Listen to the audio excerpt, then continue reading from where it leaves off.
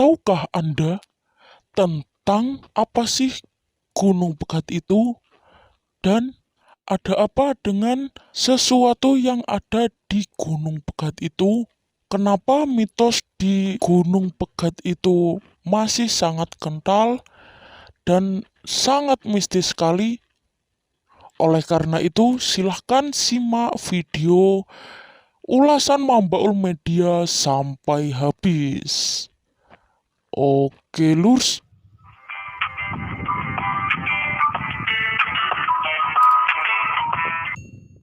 Mitos dari Gunung Pegat memang masih sangat kental. Oleh karena itu, jika kita mau mengantarkan pasangan atau jika dalam bahasa Jawa iring-iring, nah, kita saat mau melintasi biasanya itu tetap membuang atau meninggalkan entah ayam, entah apa itulah. Pokoknya mitos itu memang masih benar-benar ada. Oleh karena itu, di video kali ini Mambaul Media akan mengupas tentang Gunung Pegat yang selama ini kita ketahui ataupun belum pernah mengetahui sama sekali.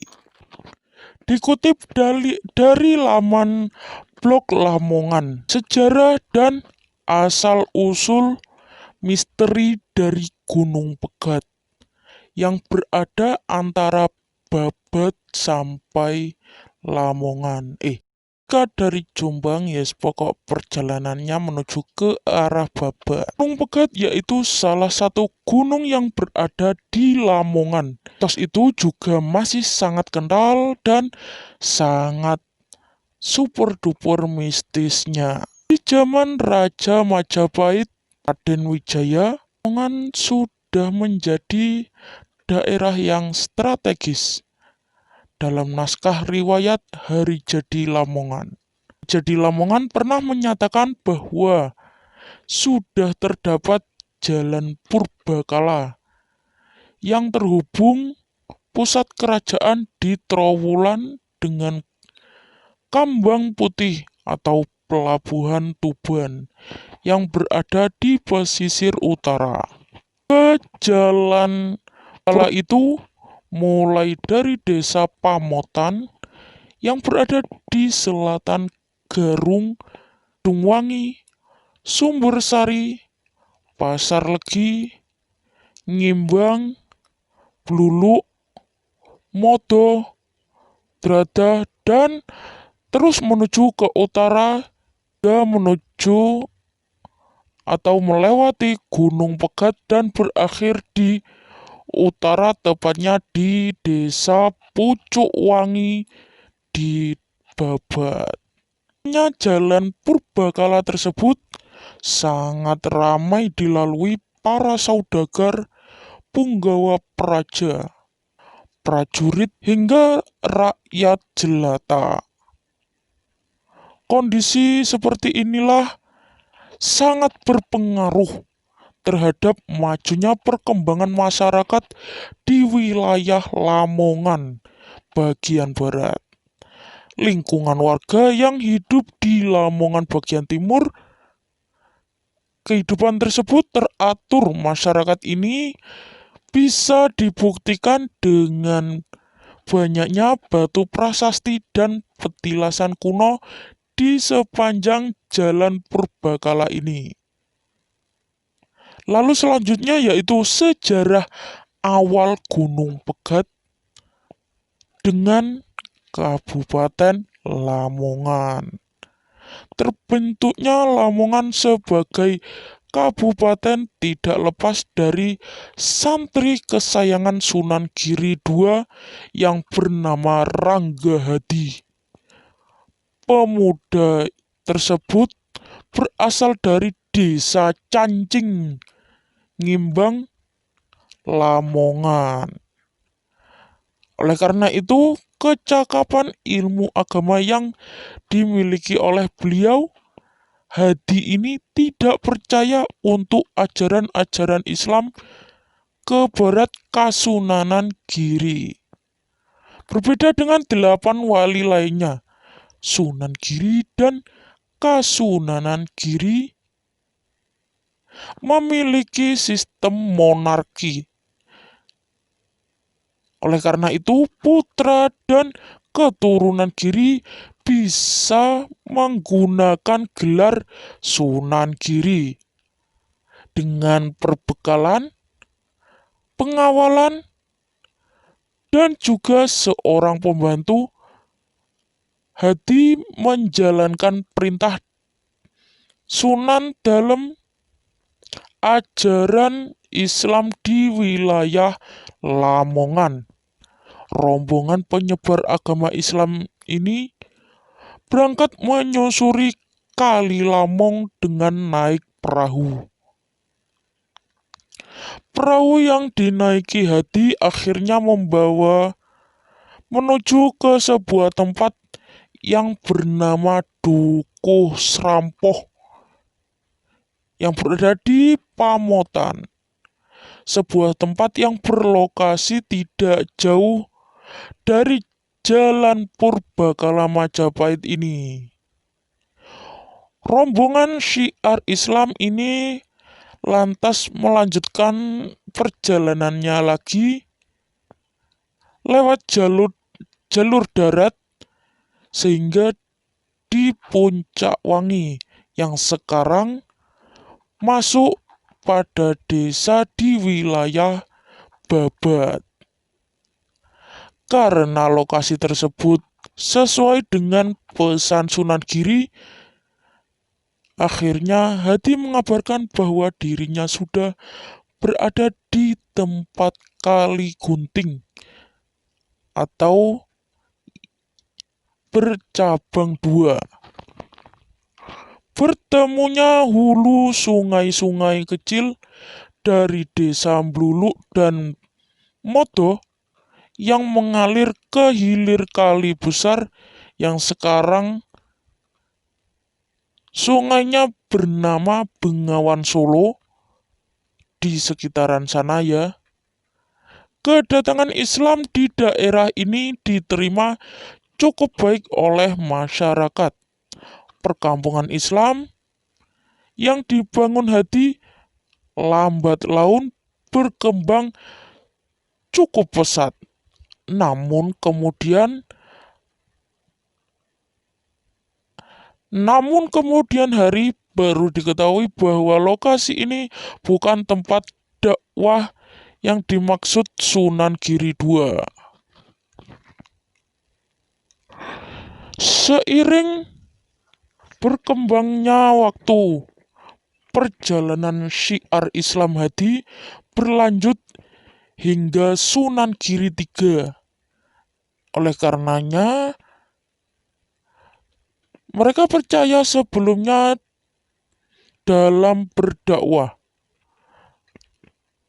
Hadi mendapat pangkat yang berarti pejabat.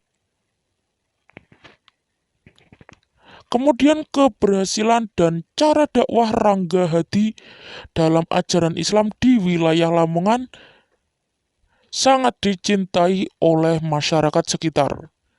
Kemudian warga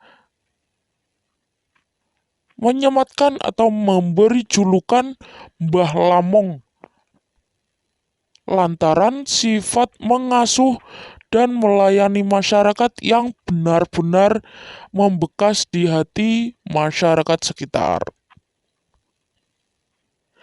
Dalam perkembangannya, wilayah Lamongan menjadi incaran penjajah Portugis yang ingin menguasai pantai utara dan menjajah Pulau Jawa.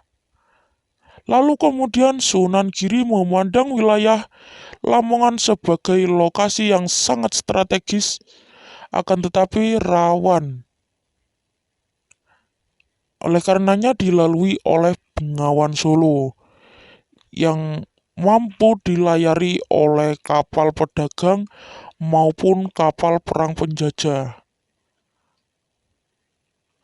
dengan pertimbangan yang cukup matang, akhirnya Sunan Giri IV atau Sunan Prapen mengumumkan wilayah Kerangga Lamongan ditingkatkan menjadi kadipaten pada tanggal 16 Mei 1569.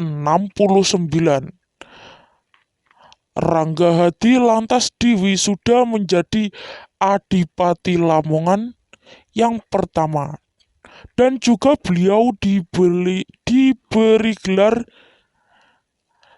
Tumenggung Surajaya. Lalu Ranggahadi sendiri wafat di tahun 1607. Lalu kemudian menurut etnis.id yang menyatakan bahwa suasana di sekitar Gunung Pegat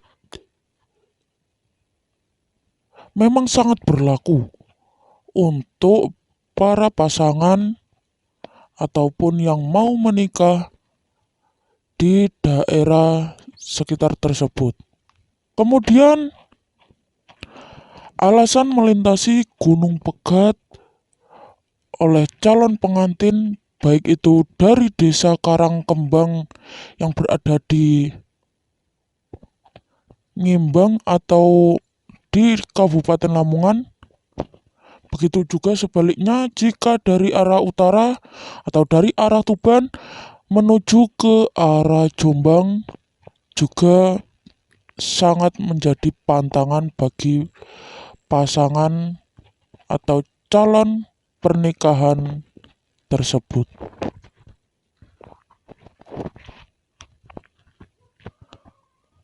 Alasan dari mitos yang dipercayai oleh masyarakat menurut Desa Karang yaitu bahwa calon mempelai asal Jombang dan sekitarnya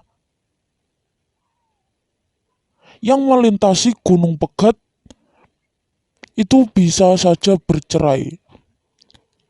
Oleh karena itu, disebabkan jalur tersebut terdekat dari Lamongan menuju ke Jombang, begitu juga sebaliknya dari Jombang menuju ke Lamongan yang melintasi Gunung Pegat. Sedangkan melintasi Gunung Pegat yaitu sebuah pantangan bagi masyarakat Desa Karang maupun Jombang juga. Untuk mentaktisinya, maka calon pengantin harus menempuh jalur lingkar atau menghindari Gunung Pegat. Bisa saja melewati jalur Lamongan, Mojokerto, dan Jombang. Atau yang jika dari Jombang bisa mengarah menuju ke Kemlagi, kemudian menuju ke pokok sebelah timurnya Gunung Pegat. Karena sebelah barat jika dari Jombang tidak bisa mungkin. Lalu kemudian menurut Arif Hidayatullah di tahun 2018 dalam penelitiannya tentang mitos Gunung Pegat menyebutkan bahwa calon pengantin yang terpaksa melintasi Gunung Pegat harus melepaskan sepasang ayam yang seukuran kepalan tangan orang dewasa. Itulah mitos yang harus dipercayai menurut masyarakat sekitar. Lalu kemudian salah satu tokoh agama yang berada di Desa Karang memang menolak percaya dengan mitos tersebut. Sebab mereka menganggap unen-unen Jawa atau nasihat-nasihat orang Jawa tidak memiliki konsekuensi logis. Apalagi soal melepaskan ayam. Akan tetapi, ya menurut saya sih, tradisi atau kebudayaan di dalam hal ini berarti tradisi melepaskan ayam yang berada di Gunung Pegat itu memang sangat logis. Dikarenakan memiliki hubungan yang logis dengan anjuran agama. Keterbatasan dalam perenunganlah yang membuat terlihat tidak logis. Pelepasan sepasang ayam itu biasanya sudah ditunggu oleh beberapa anak-anak dan orang-orang di sekitar Pegat atau di sekitar Gunung Pegat. Siapapun di antara mereka yang dapat menangkap ayam tersebut, maka binatang itu sudah menjadi milik mereka. Saya memandang pelepasan sepasang ayam bukan hanya sebuah tradisi, akan tetapi juga sebuah implementasi nilai-nilai agama Islam yang berupa bersedekah kita kepada sekitar. Justru sedekah terbaik yaitu sedekah yang rahasia, yang tidak tahu diberikan kepada siapa.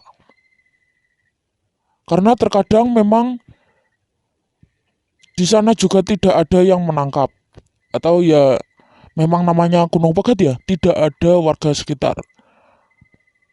Ya mungkin baru-baru ini aja ada sebuah warung, kan tetapi juga itu pun jarang buka untuk jualannya. Lalu ketika calon pengantin melepaskan sepasang ayam, mereka hanya merasa menjalankan tradisi. Padahal anak-anak dan orang-orang sekitar itu merasa bahwa pemberian atau pelepasan ayam yaitu pemberian yang sangat menyenangkan bagi mereka. Oleh karena itu kita itu bisa dimaksudkan untuk bersedekah jika melepaskan ayam. Agama Islam lewat hadis dari Rasulullah yang diriwayatkan oleh Imam Tabrani dari Abdullah bin Mas'ud menyampaikan bahwa sedekah benar-benar dapat menolak bala atau ujian ataupun musibah. Sedekah yang dilakukan oleh calon pengantin pelepasan sepasang ayam itu diharapkan bisa menolak musibah atau menolak perceraian. Jika calon pengantin tidak mau melepaskan sepasang ayam, maka anak-anak dan orang-orang sekitar Pegat akan mengompati atau akan berdoa buruk untuk pengantin yang melintasi di sekitar Gunung Pegat. Atau jika dalam bahasa Jawa yaitu ngantene bakalan pegatan. Atau jika dalam bahasa Indonesia pengantinnya nanti akan bercerai. Seperti itu. Lalu menurut William Bascom di tahun 2006 menyatakan di tulisannya yang berjudul The Form of Folklore menyebutkan bahwa sastra lisan atau legenda cerita rakyat maupun mitos sering disebut hanya sebagai hiburan atau seni, akan tetapi sastra lisan juga memiliki fungsi penting yang lain. Misalnya untuk misi moralitas.